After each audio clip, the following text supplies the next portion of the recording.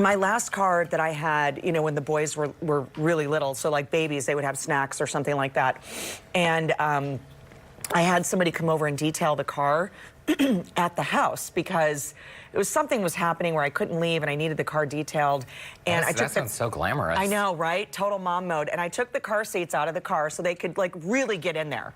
And the guy knocks on the door and he's like, you know, I'm really sorry, but you know, I cleaned it as well as I possibly could. And I think maybe one or both of your kids might have thrown up in the back or something. And I said, what? You know, so I went outside. I'm thinking to myself, I've been driving around with throw up this whole time, years of throw up in my car, and I didn't know it. No wonder it smelled a little funky.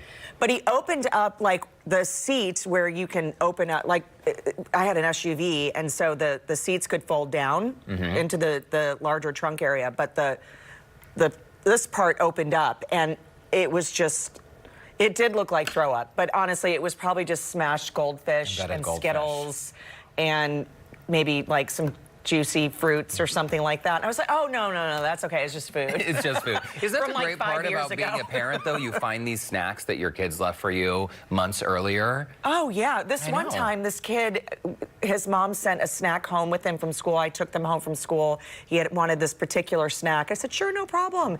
And he came down, Miss Courtney, can I have my snack now? And I said, well, sure. And so I opened up the bag, and there was no snack to be had. I couldn't find it. So I said to the mom, yeah, you would have eaten it, but we seem to have lost it between school and the house. I don't know what happened to it. Oh, no. 6 months later, I found it in the car. In the car? Yeah. Oh. I mean, it wasn't fruit or anything. It was a muffin, but still. I've done that before, too. Nasty. I had a case of blackberries once that I didn't take in from the trunk. Yeah. And then months later, I found it in the trunk. Oh, I know. You know what? Once I went, there was this horrible smell coming from my kitchen. It was a really bad smell. And it was one of those, like, you couldn't figure out where in the kitchen? Could not figure it out. So, you know, I used to have this crazy job as a reporter where I was covering breaking news and feature stories, not just all around the United States, but flown everywhere. All around the globe, like every continent you could imagine. So I would leave town sometimes for a couple weeks at a time, and sometimes I would buy things that I would forget I had purchased.